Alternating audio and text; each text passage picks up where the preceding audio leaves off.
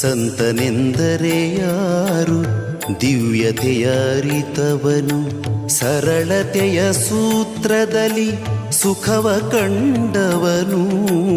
ಸಂತನೆಂದರೆ ಯಾರು ದಿವ್ಯತೆಯ ಅರಿತವನು, ಮಮತೆ ಬಂಧನ ಕಳಚಿ ಬಲು ದೂರ ನಿಂತವನು.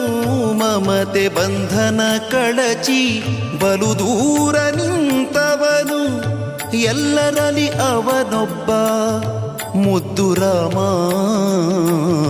ಎಲ್ಲರಲ್ಲಿ ಅವನೊಬ್ಬ ಮುದ್ದು ರಾಮ.